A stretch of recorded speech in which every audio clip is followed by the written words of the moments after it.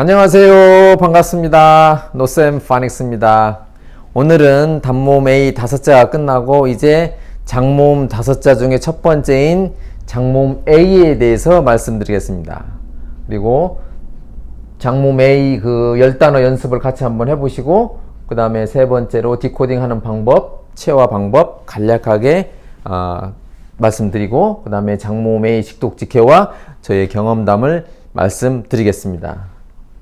파닉스에 있어서의 장모음이란 여기에 써 있는 대로 한 단어의 모음자가 두 개가 있는데 뒷 모음자는 소리가 안 나고 앞 모음자는 알파벳 이름 그대로 소리 난다. 이게 장모음 규칙입니다. 예를 들어서 CAKE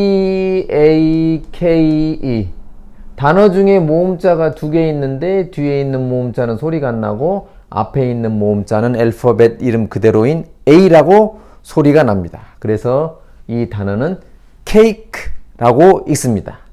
그래서 장모음 A의 소리는 A라고 소리가 나고 발음 기호는 이렇게 했습니다. 조음점은 여기 나와 있는 대로 E 그래서 A라고 발음하면 됩니다. 그리고 장모음 A는 규칙이 있는데 규칙은 세 가지가 있습니다.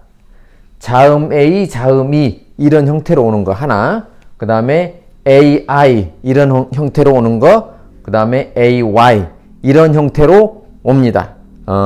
제가 누누이 말씀드리지만 파닉스 법칙은 100% 적용은 되지는 않습니다.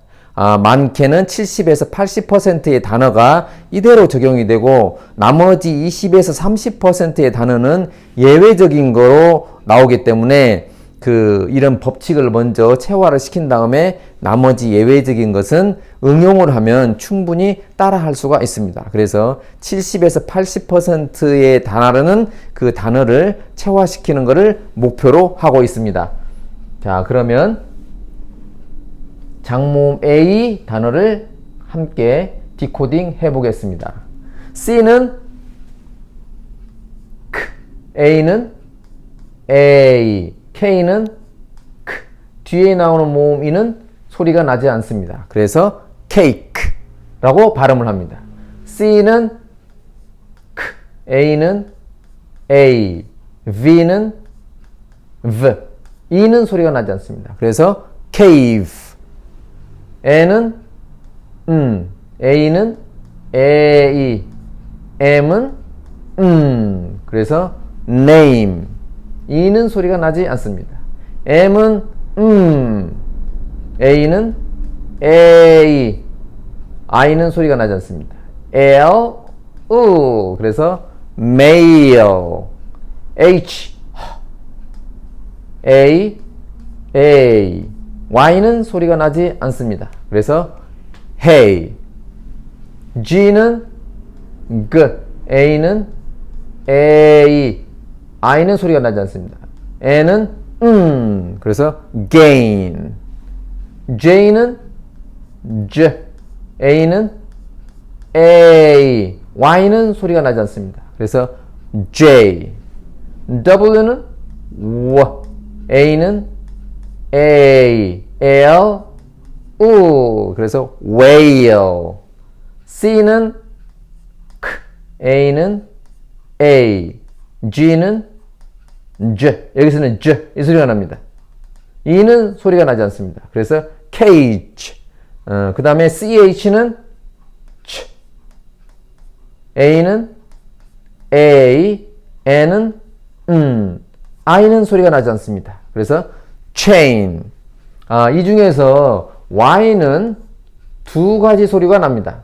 단어 처음에 오는 자음과 단어 중간이나 끝에 오는 모음 소리. 이거는 모음 Y에 대해 가면 또 자세히 말씀드리겠습니다. 그 다음에 G는 저번에도 한번 말씀드렸다시피 뒤에 A, O, U자가 따라오면 경음이라고 해서 G, 뒤에 E, I, Y가 따라오면 연음이라고 해서 G 소리 그대로 G 이렇게 소리가 납니다. 이 G는 C하고 똑같습니다. C자도 마찬가지. 뒤에 A, O, U가 오면 C는 K. 뒤에 E, I, Y가 오면 C는 연음일 때는 S. 이 소리가 납니다. 이것도 연음 경험에서 또 자세히 말씀드리겠습니다. 오늘은 그 나중에 할 것 예습 차원에서 한번 해봤다는 것, 그걸 이해해 주셨으면 고맙겠습니다. 그리고 이 자료는 항상 더보기란에 있으니까 다운 받으셔서 오늘 한 거를 참고하셔서 한번 처음부터 끝까지 한번 한글로 써보는 것을 권해드립니다. 한번 써보는 거하고 안 써보는 거의 차이점은 이제 말로 표현해서 하늘과 땅 차이인데, 경험상 하늘과 땅 차이라는 의미는 아이가 영어를 읽는 거에 대한 자신감이 생기느냐 안 생기느냐, 이거를 제가 경험했기 때문에 한번 꼭 영어 초보자 분들은 꼭 써보시기를 권해드립니다. 자, 그 다음 한글 디코딩 하는 거는 최종적인 목적은 한글 디코딩 하는 목적은 파닉스를 체화하기 위한 게 목적입니다. 그래서 항상 말씀드리지만 알파벳 음가를 10초 만에 읽게 되면 단모음과 장모음에 걸쳐서 아주 쉽게 할 수가 있습니다. 아까 말씀드린 대로 자신감을 가지고 영어를 할 수가 있다는 것, 이게 큰 자산인 것을 저는 개인적으로 느꼈기 때문에 권해드리는 바입니다. 그 다음에 한글 디코딩 하는 것, 그 다음에 속도 이렇게 하는 거는 앞에서 충분히 말씀드렸으니까 참고하시기를 권해드립니다. 그 다음 장모음 A 부분에 있어서의 직독직해. 직독직해에 들어가기 전에 노파심에서 말씀드리고 싶은 거는, 지금은 파닉스 체화하는 거가 학습 목표입니다. 그래서 파닉스라는 큰 체화의 타이틀 중에, 즉 파닉스 체화가 학습 목표인데, 이 파닉스 체화의 학습 목표는 두 가지입니다. 첫 번째, 파닉스 법칙에 적용되는 어떤 단어든지 보면은 읽을 수 있다는 것, 읽기. 두 번째, 파닉스 법칙에 적용되는 단어는 어떤 단어든지 원어민이 말하면 쓰기. 이 두 가지가 학습 목표입니다. 이 두 가지 학습 목표를 하는 도중에 문장이 나와 있는데, 이 문장을 해석을 해야 되는데, 이 문장을 해석하는 이 학습 목표는, 이 문장이 나와 있는 이 부분에서의 학습 목표는 두 가지입니다. 첫 번째는 모든 단어는 다 뜻이 있다는 것. 단어는 뜻이 있다는 것. 이거를 알려주는 게 하나의 학습 목표고, 두 번째는 직독직해입니다. 해석을 할 때는 직독직해로 해라. 직독직해 하는 방법은 이렇게 한다. 이 두 가지를 말씀드리는데, 이 두 가지도 큰 범위는 파닉스 학습 목표인 읽기와 쓰기의 일부라는 것. 그래서 여기에 너무 치중하시게 되면, 치중한다는 의미는 문법을 가르쳐 줘야 된다든지, 아니면 대단히 중요한데 액센트나 인토네이션도 가르쳐 줘야 되는데, 이 파트에 너무 집중하다 보니까 파닉스의 학습 목표인 읽기와 쓰기가 좀 벗어나더라, 이런 걸 느꼈기 때문에 그거를 노파심에서 말씀드리고 직독직해를 한번 해보겠습니다. 첫 번째 문장, The snake bakes a cake. 그 뱀은 굽는다 한 케이크를 바로 해석한다는 것. 한글로는 그 뱀은 한 케이크를 굽는다, 즉 동사를 맨 마지막에 해석하는 게 한글식이라는 것. 그 다음에 두 번째, 그 뱀은 밟는다 한 갈퀴 위를. 그래서 바로 해석한다는 것. 영어는 한글은 그 뱀은 갈퀴 위를 밟는다, 이렇게 해석한다는 것. 그 다음에 이 전치사는 굉장히 중요한데요. 이 전치사도 그냥 전치사다, 이렇게 문법적으로 용어를 쓰는 것보다 어는 위에라는 뜻이다. 그 공간적이고 시간적이고 장소적인 의미로 그림을 그리면서 이미지로 설명하는 게 전치사는 가장 학생들이 이해하기가 빠르더라. 그래서 어떤 표면이 있으면 그 위를 나타내는 거다. 이렇게 그림을 그려서 설명하는 게 가장 빠르게 이해하는 것을 알 수 있습니다. 자, 그리고 제가 지금까지 계속 또 말씀드리지만 파닉스의 학습 목표는 읽기와 쓰기다. 읽기는 어떻게 하고 쓰기는 어떻게 된다는 다른 표현으로 어떤 기술적인 부분, 어떤 테크닉, 법칙 이런 거 하나 하고, 이제 두 번째는 이것을 달성하기 위한, 즉 학습 목표를 달성하기 위한 학생과 선생님 아니면 부모님과 아이와의 어떤 관계, 이것이 이 기술적인 학습 목표를 달성하는데 굉장히 많은 영향을 주더라.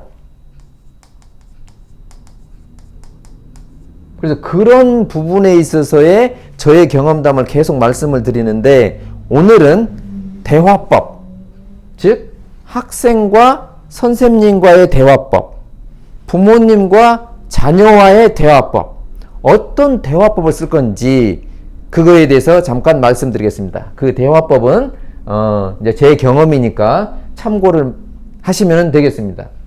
그것이 나 전달법입니다.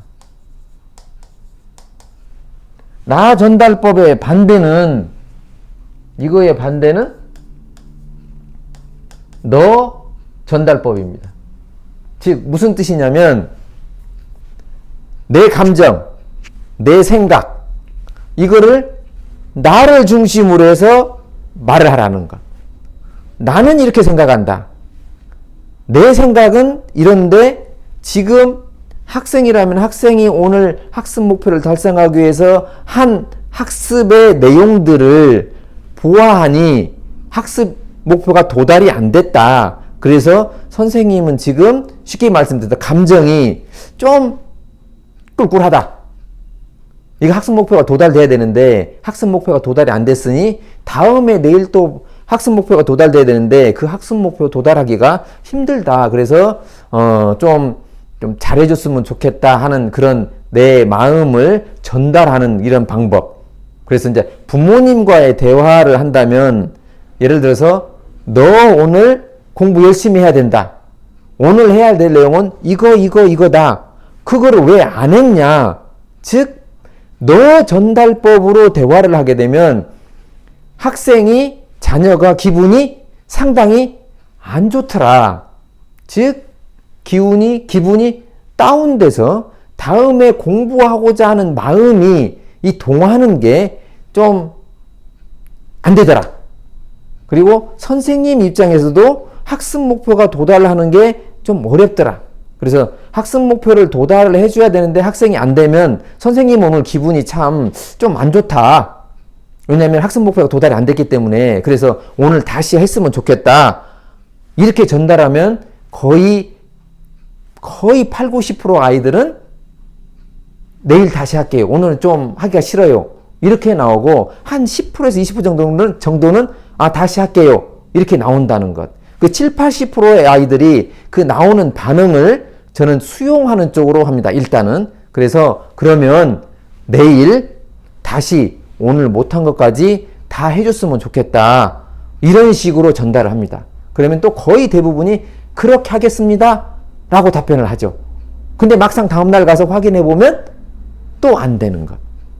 이거에 어떻게 보면은 연속선상으로 나오는 것 같지만 계속 이런 식으로 하다 보니까 이게 선생님의 마음을 실어서 나는 이렇다. 감정이 이렇다. 그러니까 이렇게 해줬으면 좋겠다. 이렇게 대화를 하다 보니까 결론은 나중에 시간이 지나다 보니까 거기에 따라오더라. 따라오는데 학생의 마음 상태가 하는 쪽으로 긍정적인 마인드를 가지고 해주더라. 그래서 결론은 학습 목표가 달성이 되더라. 즉, 시간은 걸리지만 이게 훨씬 더 효과적이다.